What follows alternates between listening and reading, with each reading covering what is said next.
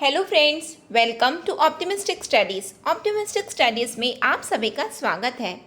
आज हम मनरेगा का पार्ट 5 डिस्कस करने जा रहे हैं। इससे पहले हमने मनरेगा का 4 पार्ट्स ऑलरेडी डिस्कस कर लिया है। जहाँ पे जो पार्ट 1 है तो ADEO नाम से प्लेलिस्ट बनी हुई है, उसमें जो लेक्चर नंबर 3 है वही मनरेगा का पार्ट 1 है। देन उसके बाद में पार्ट 2, 3 और 4 आपको ऑलरेडी थंबनेल से पता चल जाएगा।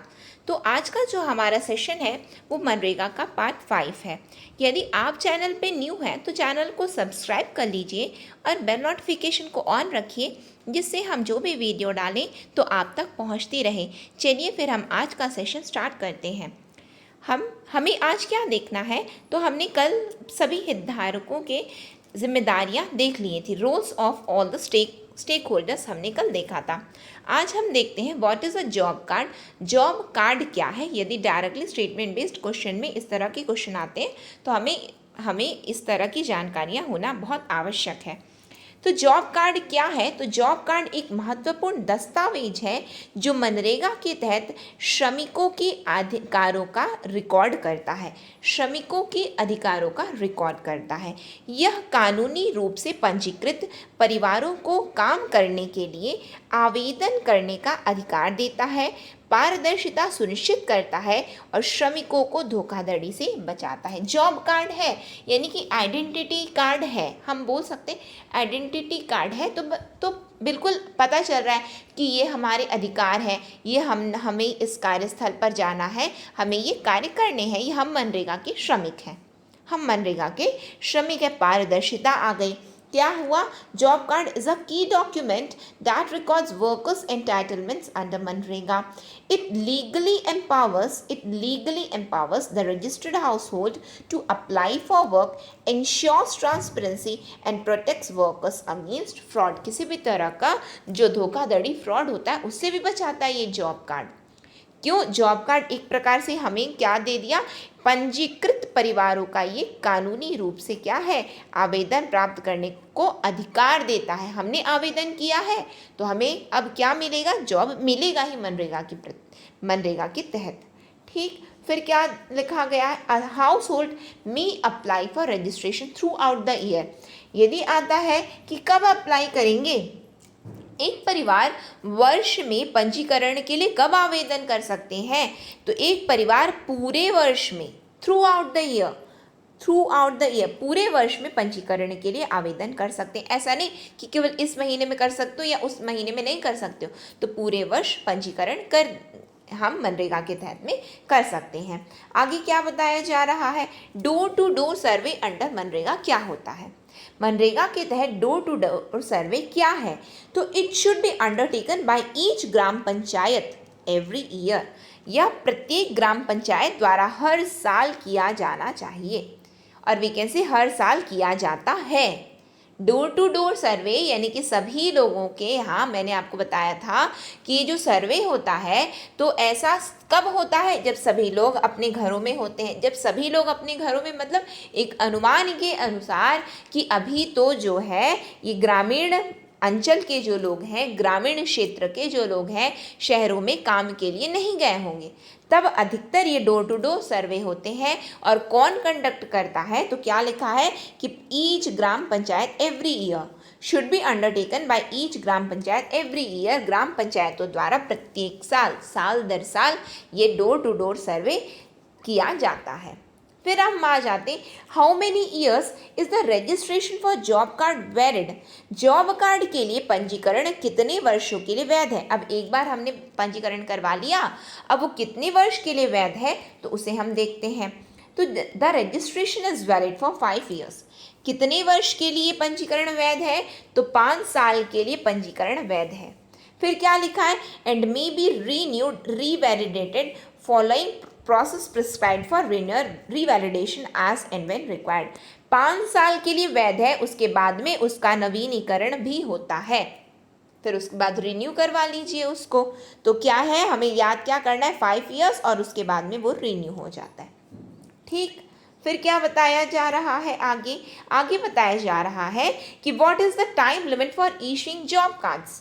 जॉब कार्ड जारी करने के लिए जॉब कार्ड जारी करने की समय सीमा क्या है? कब जॉब कार्ड जारी किया जाएगा? क्यों? क्योंकि ये क्या है, पंजीकृत परिवार जो आवेदन देता है उन्हीं की तो हकदारियां हैं, ये उन्हीं का अधिकार है। किस तरह का अधिकार है? तो कानूनी अधिकार है ये।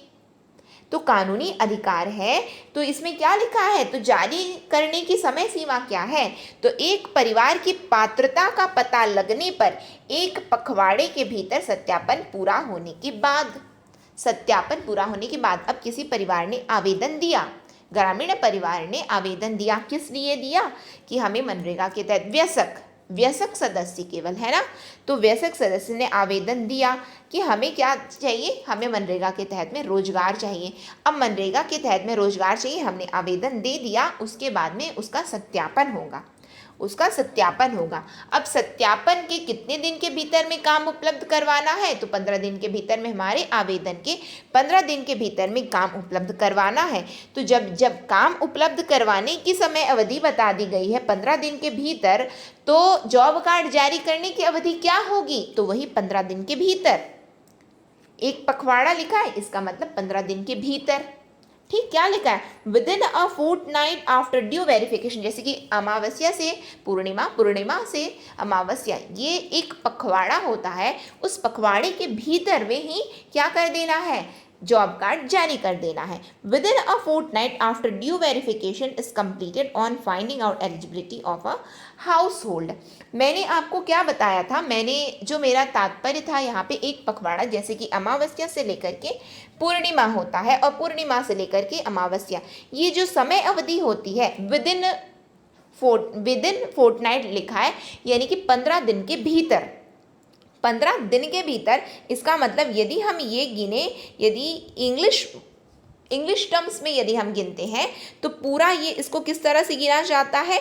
2 वीक्स गिनाता है। लेकिन एग्जैक्टली हमको ये पता है कि पखवाड़ा क्या होता है? 15 दिन की समय अवधि होती है, 15 दिन की समय अवधि होती है। तो यही यहाँ पे तात्पर्य लिया गया है। ठीक है, आगे देख लें हम लोग और क्या बताया जा रहा है। If a person has grievance against the non-issuance of a job card, then to whom he has to represent the matter। इसका क्या मतलब हुआ कि यदि किसी व्यक्ति को जॉब कार्ड जारी न करने की शिकायत है कि मैंने आवेदन दिया था, इन्होंने मुझे जॉब कार्ड जारी नहीं किया है, यदि इस प्रकार की कोई शिकायत है तो उस मामले का प्रतिनिधित्व किसके पास किया जाएगा? अब किसके पास हम शिकायत लेकर के जाएं? तो इसमें क्या बताया गया है कि किसके पास शिकायत लेकर के जाना है? हमने आवेदन कहाँ किया है? हमने ग्राम पंचायत में आवेदन किया है। उसके बाद हमने क्या देखा? हमने जब हितधारक देख रहे थे तो उसके बाद कौन बैठा था? उसके बाद पीओ बैठे थे, प्रोग्राम ऑफिसर, कार्यक्रम अधिकारी बैठे थे ब्लॉक स्तर पर।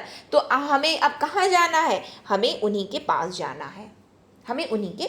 है, यही लिखा है। देखिए, मामले को कहाँ लेके जाना है? पीओ मतलब कार्यक्रम अधिकारी होते हैं, प्रोग्राम ऑफिसर के संज्ञान में लाया जा सकता है। यदि शिकायत, अब हम बोल रहे हैं कि नहीं, ये ना ये जो प्रोग्राम ऑफिसर है, ये जो पीओ साहब है, अब वो पीओ साहब कौन है? तहसीलदार और BDO, block development officer, block में तो वही बैठे हुए हैं।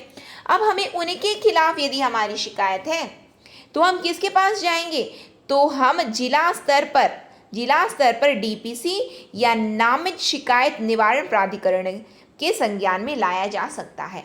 अब यहाँ ब्लॉक स्तर पर भी पहली बात तो ग्राम पंचायत में हमें जॉब कार्ड जारी ही नहीं किया गया, तो हम चले गए ब्लॉक स्तर पर बैठे हैं पीओ। अब पीओ ने भी हमारी बातों को नहीं सुना। अब हम कहाँ चले गए? अब हम चले गए सीधा जिला स्तर पर, डिस्ट्रिक्ट पंचायत लेवल पर चले गए। वहाँ पे बैठे हैं डीपीसी, डिस्ट्रिक्ट प्रोग्राम कोऑर्डिनेटर बैठे हैं, जिला कार्यक्रम समन्वयक बैठे हैं, और साथ में क्या बताया गया था? जिला स्तर पर और कौन बैठ सकता है कि इसी पद के जिला कलेक्टर एवं इसी पद के जो नामित, जिसे भी नामित कर दिया जाता है वो बैठता है, उसी पद के कोई अधिकारी बैठते हैं। यदि वो हो तो उनके पास जाएंगे, या फिर किसी की नियुक्ति की गई है, किस लिए? शिकायत निवारण प्राधिकरण के रूप में यदि किसी अधिकारी की नियुक्ति की गई है तो उनके पास हमें जाना है। लेकिन ये हम कौन से स्तर पर जा रहे हैं? तो हम जा रहे हैं जिला स्तर पर, अब जा रहे हैं हम। क्या लिखा है देखिए, if the grievances is against the PO then the matter can be brought to the notice of DPC or designated grievance redressal authority at the block or district level। यदि तहसीलदार BDO के अलावा भी यदि ब्लॉक स्तर पर कोई अधिकारी की नियुक्ति हुई है, या फिर हमें सीधा कहाँ चले जाना है, हमें जिला स्तर पर चले जाना है इनके खिलाफ में किसी भी प्रकार की शिकायत लेकर के।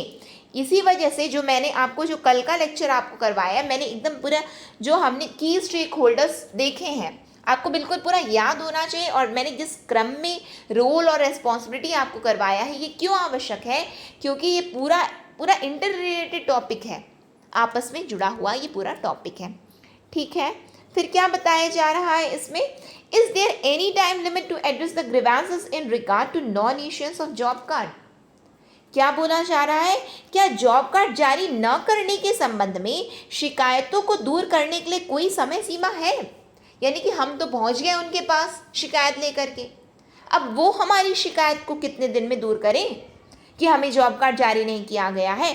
तो बोला गया बिल्कुल समय सीमा है, तो हाँ समय सीमा है, और ऐसी सभी शिकायतों का निपटारा 15 दिनों के भीतर किया जाएगा। 15 दिनों के भीतर किया जाएगा। जब हमने शिकायत लेकर के गए हैं हम, उसके 15 दिनों के भीतर में ये हमारी शिकायत को दूर कर देंगे। शिकायत 15 दिनों के भीतर, देखिए, all such complaints shall be disposed of within 15 days. Within 15 days, why it is written within 15 days, ये 15 दिनों के भीतर क्यों लिखा है, क्यों लिखा है, उसका कारण बताइए। उसका कारण ये है कि हमने ये पढ़ा है, क्या पढ़ा है हमने, कि 15 दिनों की ही अवधि है मनरेगा के तहत में सब कार्य करने के लिए 15 दिनों की अवधि है। क्या कार्य करने के लिए, कि 15 दिन के भीतर में इन्हें आवेदन के इन्हें जॉब कार्ड दे दीजिए, 15 दिनों के भीतर में इन्हें रोजगार उपलब्ध करवा दीजिए, 15 दिनों के भीतर इन्हें सभी शिकायतों का निपटान कर देना है। क्यों, क्योंकि ये अन्यथा इन्हें क्या देना पड़ता है, 15 दिन से अधिक हो गया तो बेरोजगारी भत्ता देना पड़ता है। क्या देना पड़ता है, बेरोजगारी अनएम्प्लॉयमेंट अलाउंस देना पड़ता है। तो क्या ये चाहेंगे कि बिना काम किए हम इन्हें पटाते रहें? यदि हम तथ्यात्मक दृष्टि से देखेंगे, यदि हम फैक्चुअल, यदि हमें लग रहा है कि कारण क्या होना चाहिए, तो यही तो कारण है कि यदि वो उस चीज़ को एक्सीड कर गए, 15 डेज से एग्जिट, इसीलिए हर जगह क्या लिखा है, 15 दिनों के भीतर एक पखवाड़ा 15 दिनों के भीतर। ठीक है, आगे आ जाते हैं। आगे क्या बताया जा रहा है, who is responsible for the payment of unemployment, बेरोजगारी भत्ता के भुगतान के लिए कौन जिम्मेदार है। अब ये बताइए कहाँ से ये बेरोजगारी भत्ता वाला बात आ गया, इसलिए आया क्योंकि 15 दिन के भीतर में यदि ये नहीं कर पाए तो क्या देना पड़ता है बताइए, बेरोजगारी भत्ता देना पड़ता है। अब बेरोजगारी भत्ता देना पड़ता है तो सवाल क्या उठना चाहिए, कौन दे, तो कौन देता है, तो राज्य सरकारें बेरोजगारी भत्ता देती हैं। कौन देता है, राज्य सरकारें बेरोजगारी भत्ता देती हैं। स्टार्ट क्लियर, आगे बढ़े हम लोग, आप सभी को आई होप समझ में आ रहा होगा। फिर क्या लिखा है, क्या मनरेगा मजदूर कार्यस्थल पर किसी विशिष्ट सुविधा के हकदार हैं? Are the MNREGA labourers entitled to any specific facilities at work site, क्या उन्हें किसी प्रकार का हक है कार्यस्थल पर? तो बिल्कुल उन्हें कार्यस्थल पर हक है। कौन सा हक है, तो वर्क साइट फैसिलिटीज। क्या क्या है कार्यस्थल की सुविधाएं, तो कार्यस्थल की सुविधाएं हैं सेफ ड्रिंकिंग वाटर, सुरक्षित पेयजल, shed for children and rest, बच्चों और आराम के लिए छाया, कि छोटे छोटे यदि बच्चे हैं तो उनके लिए। फिर first aid box with adequate material for emergency treatment for minor injuries and other health hazards connected with the work being perform. ये हमने देखा हुआ है कि मामूली चोटों के लिए जो फर्स्ट एड तुरंत वहीं पे उपचार हो जाएगा, अन्यथा फिर क्या करना है, बाकी खर्च भी उठाया जाता है, हॉस्पिटलाइज्ड वाला है या फिर मृत्यु हो जाती है, दिव्यांगता आ जाती है, तो उसके लिए भी संबंधित बातें होती हैं। अब बात यहाँ पे आती है, in case the number of children below the age of 5 years, below the age of 5 years, 5 साल से कम आयु के बच्चे, accompanying the women working at any site is 5 or more. Provisions should be made to depute one of such women workers to look after such children. इसका क्या मतलब हुआ? इसका ये मतलब हुआ कि यदि किसी स्थल पर कार्य करने वाली महिलाओं के साथ 5 वर्ष से कम आयु के बच्चों की संख्या 5 या 5 से अधिक है, 5 या 5 से अधिक है, तो ऐसे बच्चों की देखभाल के लिए ऐसी महिला श्रमिकों में से एक को नियुक्त करने का प्रावधान किया जाना चाहिए। क्या बताया गया? जो छोटे छोटे बच्चे आते हैं, क्योंकि उन्हीं के लिए तो क्रिच फैसिलिटी है, छाया का प्रावधान है, तो क्या बताया गया है कि जिन महिलाओं के साथ में बच्चे आते हैं वो बच्चे पहली बात कंडीशन क्या होनी चाहिए? 5 वर्ष से कम, below the age of 5 years, 5 वर्ष से कम के बच्चे होने चाहिए। और ऐसे बच्चों की संख्या यदि 5 है या 5 से अधिक है, तो ऐसी स्थिति में कार्यस्थल पर एक महिला की नियुक्ति कर दीजिए।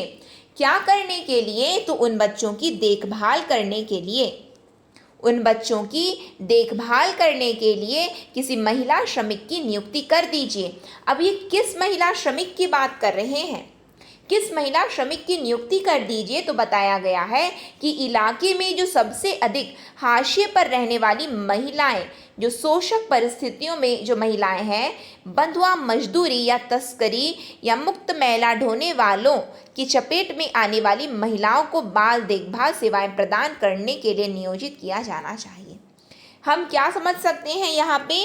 The most marginalised women in the locality, जो बहुत ही ज़्यादा मार्जिनलाइज्ड है। मार्जिनलाइज्ड मतलब कि एकदम जिसे दरकिनार कर दिया गया है, ऐसी महिला, समाज में ऐसी महिला जिसे दरकिनार कर दिया गया है, जो कि जिसके साथ में जो शोषित महिला है, जो बंधुआ मजदूरी से जो पीड़ित है, जिसका तस्करी यानी कि जो तस्करी जो होता है उसमें है, या फिर लिबरेटेड मैनुअल स्क्रैंजर्स, जो मुक्त मैला ढोने वाली महिलाएं हैं, इनको प्राथमिकता दी जाती है। क्या करने के लिए? तो उन बच्चों की देखभाल करने के लिए। क्योंकि ये महिलाएं सामाजिक दृष्टिकोण से उतनी ज़्यादा इनका उत्थान नहीं हुआ है, इसलिए कि ठीक है आप और कुछ काम नहीं कर सकती हैं, तो आप ऐसा कीजिए, आप इन बच्चों की देखभाल ही कीजिए। हम ऐसा भी तो समझ सकते हैं कि उनको और किसी काम में नहीं लगाया गया, बोल दिया गया आप ऐसा कीजिए कि आप बच्चों की देखभाल कीजिए। ठीक, आगे क्या बताया जा रहा है?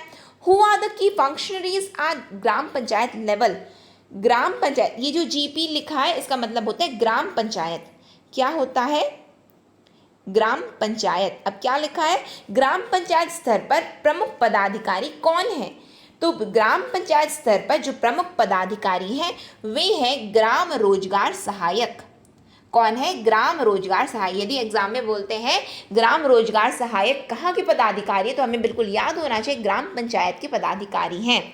और हम इनको किस नाम से जानते हैं? एम्प्लॉयमेंट गारंटी असिस्टेंट, रोजगार गारंटी सहायक। जो ग्राम रोजगार सहायक हैं उन्हें हम और किस नाम से जानते हैं? तो रोजगार गारंटी सहायक। ये हो गए ग्राम पंचायत में। एवं वर्क साइट सुपरवाइजर, कार्यस्थल पर्यवेक्षक, जिन्हें हम मेड्स के नाम से जानते हैं। किस नाम से जानते हैं? मेड्स के नाम से जानते हैं। साथ ही हम जैसे बोल सकते हैं कार्यस्थल पर्यवेक्षक। तो ग्राम पंचायत में कौन कौन पदाधिकारी के रूप में रहते हैं? तो पहला ग्राम रोजगार सहायक, दूसरा कार्यस्थल पर्यवेक्षक।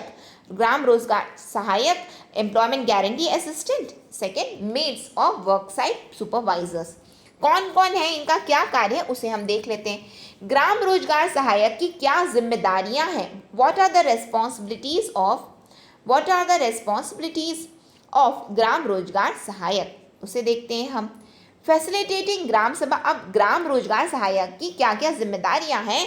तो फैसिलिटेटिंग ग्राम सभा मीटिंग्स, सोशल ऑडिट्स एंड रोजगार दिवस।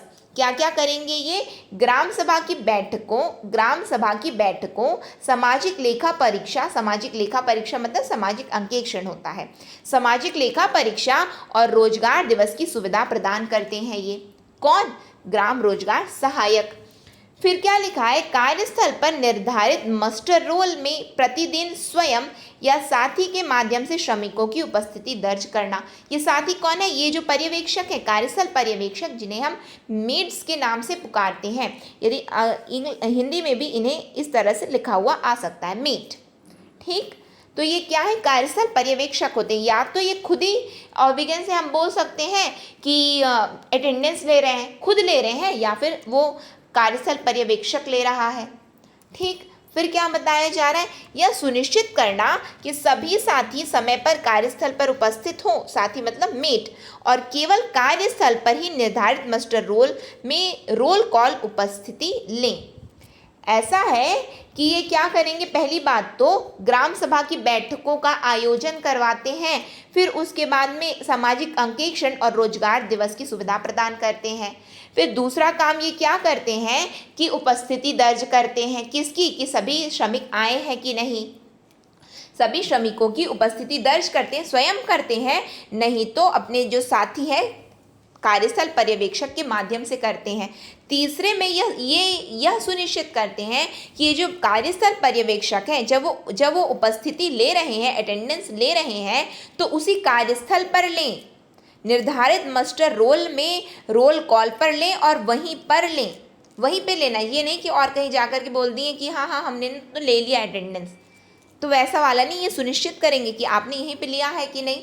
ठीक, फिर क्या लिखा हुआ है, recording attendance of labour every day either himself or herself or through the mate in the prescribed muster rolls at the work site। फिर क्या, ensuring that all mates attend work site, सभी आए भी मेट्स समय पर, सभी कार्यस्थल पर, ये कार्यस्थल पर्यवेक्षक आए भी। फिर क्या है, और take roll calls attendance in prescribed muster roll at work site only, उसी कार्यस्थल पर वे उपस्थिति दर्ज भी करें, मस्टर रोल में करना है लेकिन। ठीक, अब बात आती है कि ये मेट कौन है। दूसरा कौन था पदाधिकारी ग्राम पंचायत में, मेट हैं, कार्यस्थल पर्यवेक्षक हैं। तो देखिए ये जो मैंने बोला ना, ये मेट इस तरह से भी आपको लिखा मिल सकता है। तो ये कौन है, ये इसे हम जानते हैं। तो mate is a work site supervisor. एक साथ ही कौन है, ये कार्यस्थल पर्यवेक्षक हैं। और ये इनके बारे में क्या बताया गया है, तो इनके बारे में बताया गया है कि at least 1 mate should be present for every 100 workers. प्रत्येक 100 श्रमिकों पर कम से कम एक साथी उपस्थित होना चाहिए। 100 श्रमिकों में कम से कम एक मेट तो होंगे ही। फिर क्या है, एक साथी के रूप में काम करने वाला व्यक्ति एक ही समय में एक ही मनरेगा कार्यस्थल पर काम करने वाला नहीं होना चाहिए। क्या लिखा हुआ है इसमें, a person working as a mate should not be a worker on the same MNREGA work site at the same point of time. ऐसा बोला गया है कि जो मेट है, जो कार्यस्थल पर्यवेक्षक है, अब वो उसी कार्यस्थल के श्रमिक भी ना हो, कि ऐसा पता चला कि वो वहीं की श्रमिक भी हैं और वहीं पे वो क्या कर रहे हैं, अटेंडेंस भी ले रहे हैं। तो ये तो वैसी वाली बात हो जाएगी कि कॉलेज वाली बात, कि तुम मेरा अटेंडेंस लगा देना, क्लास फ्रेंड अटेंड कर रहा है और अटेंडेंस और किसी का लग रहा है, व्यक्ति केवल एक ही स्टूडेंट क्लास अटेंड किया और अटेंडेंस लगा है 20 स्टूडेंट का वहाँ पे, तो वैसी वाली बात हो जाएगी। तो इसीलिए बोल दिया गया, पहले ही कंडीशन बोल दी गई कि ये जो मेट हैं वो उसी कार्यस्थल पर कार्य करने वाले, वो श्रमिक, मनरेगा श्रमिक नहीं होने चाहिए, उसी कार्यस्थल पर वो काम ना करते रहे हों। फिर क्या लिखा हुआ है, what are the selection criteria for mate. तो मेट के चयन के लिए मानदंड क्या है, यहाँ पे आपने बता दिया कि उसी कार्यस्थल पर वो मेट कार्य ना करें, वो मनरेगा श्रमिक वहाँ के नहीं हो। तो और क्या, फिर चयन प्रक्रिया क्या होनी चाहिए, चयन मानदंड क्या है, what are the selection criteria for mate. तो इसमें बताया गया है, mate should be selected on the basis of well publicized transparent criteria and preference can be given to the most deserving women families and the differently abled। Mate कौन है, तो अच्छी तरह से प्रचारित पारदर्शी मानदंड के आधार पर मेट का चयन किया जाना चाहिए और सबसे योग्य महिला परिवार और अलग अलग दिव्यांग को वरीयता दी जा सकती है। हम ये बोल सकते हैं जो दिव्यांग हैं, जो दिव्यांग हैं तो उनको किस रूप में उनकी नियुक्ति कर दी जाती है, तो उनकी नियुक्ति कर दी जाती है कि आप आज से क्या कार्य करेंगी, आप पर्यवेक्षक का काम करेंगी, आप कार्यस्थल पर्यवेक्षक का काम करेंगी। ये जो लिखा है ना मोस्ट डिजर्विंग विमेन फैमिलीज, ये मोस्ट डिजर्विंग विमेन फैमिलीज वो होती हैं जो मतलब दरकिनार हैं, ऐसी महिलाएं जो सामाजिक रूप से दरकिनार कर दी गई हैं, डिप्रेस्ड है, मार्जिनलाइज्ड हैं, ये वो हैं। ठीक, तो इसीलिए लिखा है कि deserving women families and differently, जो दिव्यांग हैं। ठीक, फिर क्या बताया गया है इसमें, फिर the maid should be preferably be an educated women worker. क्या होनी चाहिए, educated women worker who should have worked for at least 50 days as a worker in मनरेगा इन द प्रीवियस और करेंट फाइनेंशियल ईयर। इसमें क्या लिखा गया है कि ये जो मेट होती हैं, ये जो साथी होती हैं, वो क्या होना चाहिए, वह शिक्षित महिला होनी चाहिए, शिक्षित महिला कार्यकर्ता होनी चाहिए, और कंडीशन ये होनी चाहिए कि वो पिछले या फिर चालू वित्तीय वर्ष में मनरेगा में एक कार्यकर्ता के रूप में कम से कम 50 दिनों तक काम किया हो उन्होंने मनरेगा के, तभी तो पर्यवेक्षक उन्हें नियुक्त किया गया। कार्यस्थल पर्यवेक्षक जान ही नहीं रहे और किसी को भी कर दिए क्या नियुक्ति, और उसके बाद शिक्षित नहीं है तो अटेंडेंस फिर कैसे लेंगे। तो यहीं से हमें थोड़ा, यदि हम ना भी पढ़ें तो हमें एलिमिनेशन के थ्रू भी जाना आना चाहिए कि हम किस तरह से अपने आंसर तक पहुंच सकें। ठीक, तो क्या बताया गया है, वो शिक्षित महिला होनी चाहिए, शिक्षित महिला वो भी कार्यकर्ता होनी चाहिए मनरेगा के तहत, और ऐसी कार्यकर्ता होनी चाहिए कि वो पिछले या फिर चालू वित्तीय वर्ष में कम से कम 50 दिनों तक वो मनरेगा के तहत में उन्होंने कार्य किया हो। ठीक, फिर क्या बताया जा रहा है इसमें, how is mate paid, mate का भुगतान कैसे किया जाता है। तो मेट का भुगतान कैसे किया जाता है, the mate should be paid in the same wages as a skilled worker. Mate को एक कुशल कर्मचारी के समान मजदूरी भुगतान किया जाता है। किसके रूप में, एक कुशल, जो स्किल्ड वर्कर्स होते हैं, जो स्किल्ड वर्कर्स को जो दिया जाता है, जिस तरह से पेमेंट दिया जाता है उस तरह से इन मेड्स को भी पेमेंट दिया जाता है। ये हमें ध्यान रखना है कि मनरेगा के तहत हमें एक चीज़ बिल्कुल क्लियर होनी चाहिए, मनरेगा के तहत तो अकुशल कार्य लिया जाता है, लेकिन मेड को, ये जो पर्यवेक्षक, कार्यस्थल पर्यवेक्षक होते हैं, उन्हें किस रूप में भुगतान किया जाता है, तो उन्हें एक कुशल कर्मचारी के रूप में भुगतान किया जाता है। Mate should be paid in the same wage as a skilled worker. ठीक है, तो आई होप आप लोगों को क्लियर हुआ होगा। ये सेशन को हम लोग यहीं पे एंड करते हैं, नेक्स्ट सेशन में हम लोग मिलेंगे। ये सेशन आपको कैसा लगा, यदि आपको हेल्पफुल लगा, यदि आपको इन्फॉर्मेटिव लगा है सेशन और आपको अच्छा लगा तो प्लीज़ लाइक कीजिए, अपने फ्रेंड्स दोस्तों ग्रुप्स में शेयर कीजिए, और यदि आपने चैनल को सब्सक्राइब नहीं किया है तो प्लीज़ चैनल को सब्सक्राइब कर लीजिए और बेल नोटिफिकेशन को ऑन रखिए, जिससे हम जो भी वीडियो डालें तो आप तक पहुंचती रहे। नेक्स्ट सेशन में हम मिलेंगे, नेक्स्ट सेशन तक के लिए optimistic learning. Thank you for the session.